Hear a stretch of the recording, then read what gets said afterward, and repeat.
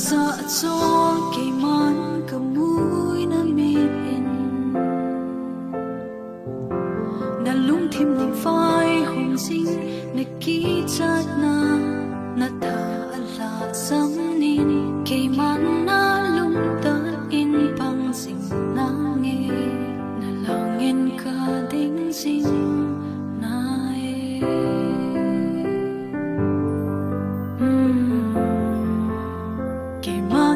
bùi nắng nghe thì nào thấy phải chẳng na giờ na kỳ mà nó bùi nắng nghe tuy sáng lên hẹn lòng người ta sẽ na tới sáng lên kỳ mà nó bùi nắng nghe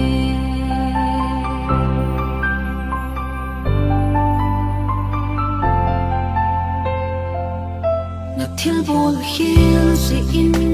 lung neo hi in na trong xịt na kê cô mơ sẽ cú sống lệ chân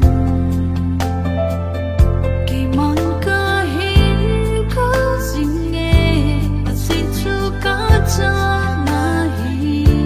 na ngơ côn cả võ mong thấy bối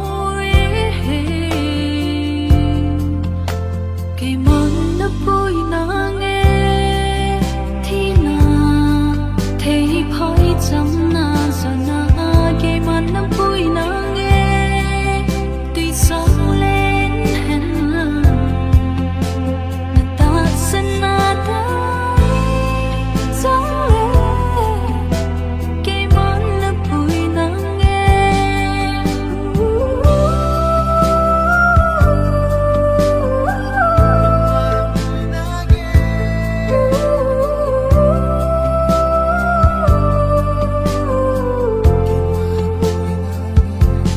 thiên vô hiu sẽ in lung neo hi in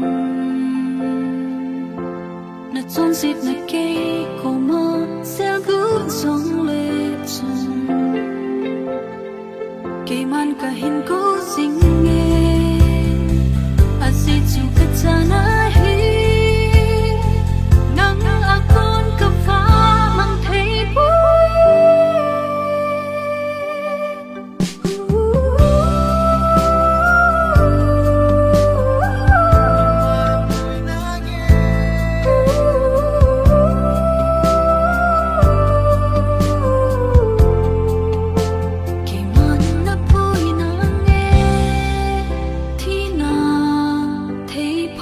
chẳng na giờ na